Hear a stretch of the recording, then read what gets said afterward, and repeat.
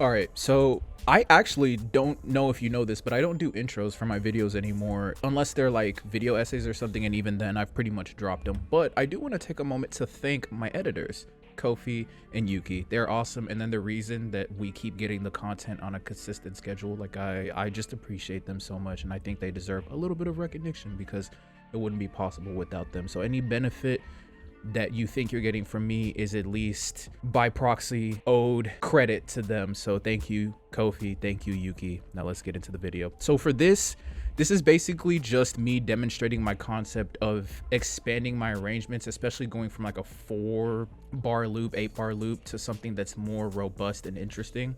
So the first thing I think I have to start off by saying is that I do my arrangements, like we've talked about in a couple of the last arrangement videos, in like sections of 16 bars.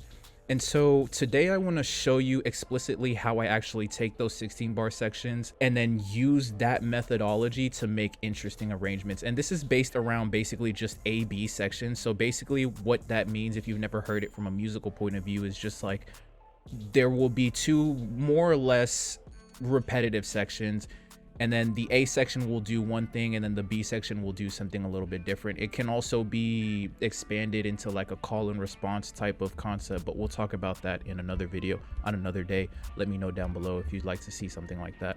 But basically that's what it is. We've got 3 16-bar sections here for a total of 48 bars, which is usually how I'll do it. It'll be like 6 8-bar sections, and that's how my fundamental arrangement will go. But so that you can see, I want to demonstrate this very clearly today.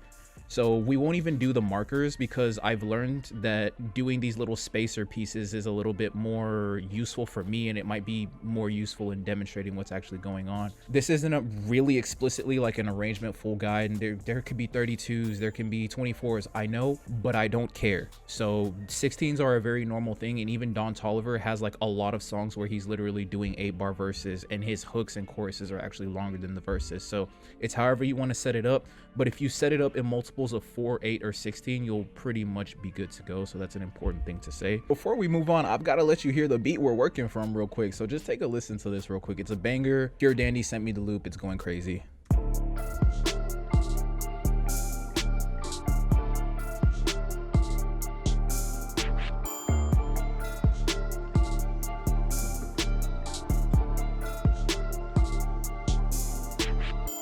I'm telling you, like, I literally grew out my dreads just so I could whip them back and forth to shit like this. It's really rocking. Okay, so for this first part, we're going to be using an A section and a B section with our percussive elements in order to build energy throughout the arrangement. And so the way we're going to do this is we're going to go ahead and move on to the chorus section for this. We'll highlight it, that 16-bar section.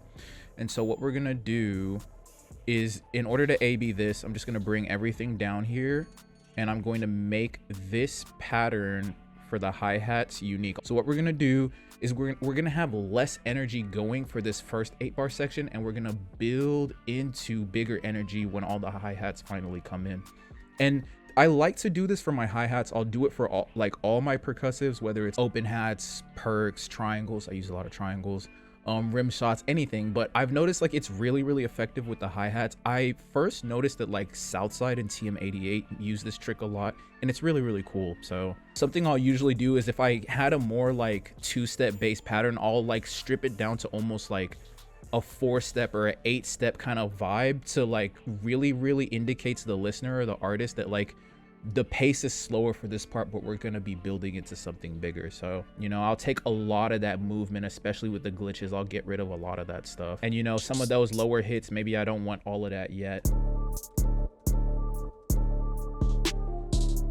That's hard. And then you know what? It's so cool because it's really just that simple.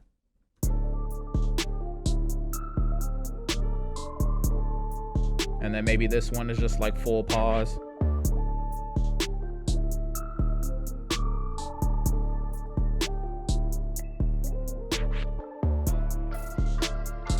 And then, so this is cool because once you've kind of set that up, so if we pull out like literally everything,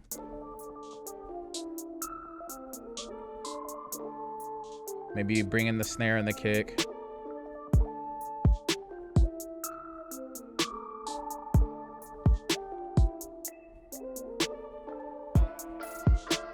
more, and that's hard, and the melody changes with it too. And then that's cool because now you can start picking elements. Okay, like how do I want this chorus to build? So it's like, okay, so we're gonna have 808 going for both sections. We already know that. I don't want this record scratch thing to come in yet until that next like 8-bar section. So that's going to be like aiding and building the energy. I want to leave the kick for the second 8-bar section as well. Gonna bring in the triangle, and I'm going to bring in the open hat. So I'll leave the open hat for both sections as well. But that, you know what I'm saying, you get into being allowed to like pick how you want to do it based off the energy that you kind of hear in your head. So let's give that another listen.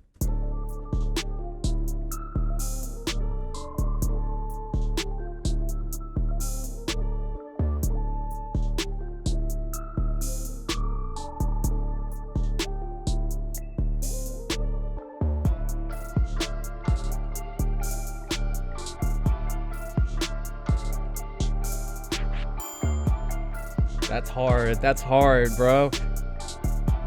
And just like that little subtle thing can make your arrangement sound so much more vibrant and alive. And like, I didn't do anything complicated. I literally just took out some drum sounds that were already there anyway, and I like muted some of the MIDI, and the energy is already going crazy. The 14 drum kit has a bunch of sounds for my placements and TV syncs too. Now I'm not entirely sure why you don't have it yet, because it's free, and besides that, it's lifetime updates, and those are 100% free too. And you get access to my 14 letter where I send you free gems on how to actually make money with your beats by being a valuable producer. So here's a nice list of a bunch of other perks you'll get so that we can just get back to the cook up. If you're interested in the sauce, peep the link in the description below. So I really like doing this with the 808 because it really lets me lock in with the philosophy that I've kind of adopted at this point in my career, which is, and you've heard me say it, if you've ever seen me do drum programming in a video, or if you've ever watched one of the guides where it's drum programming or 808s or anything like that, it's like rock the root note, right?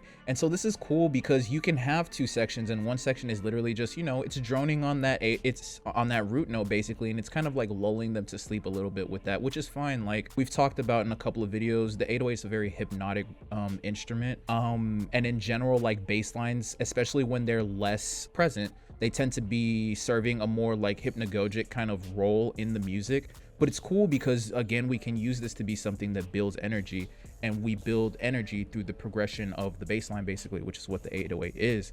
And so we'll basically just run the same play, boom, and we'll bring this up, and that'll be our unique 808 pattern.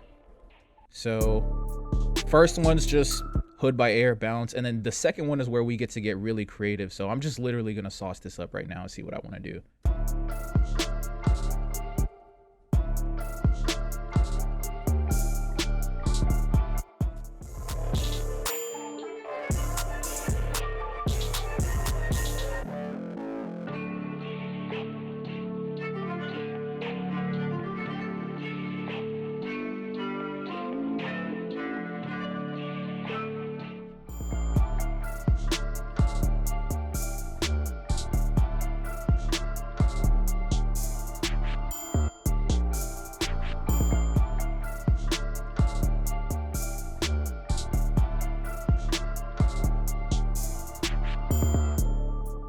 That shit is hard, dog. It's just like that energy is crazy. Like listen to this, just progress with the percussion on the hi-hats, and then the bass line on the 808 is crazy. And then the instruments coming in and stuff too.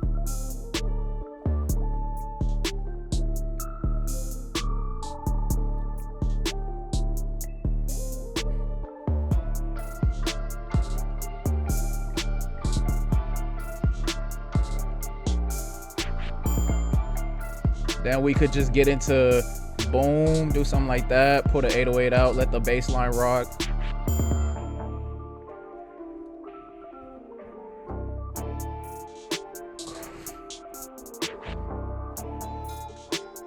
Like this gets so crazy. The concept of it gets, and that's how you can take these like small kind of pieces we make and turn them into exciting tracks and beats that you could send to artists, release on your own DSP, like literally do anything you want with them.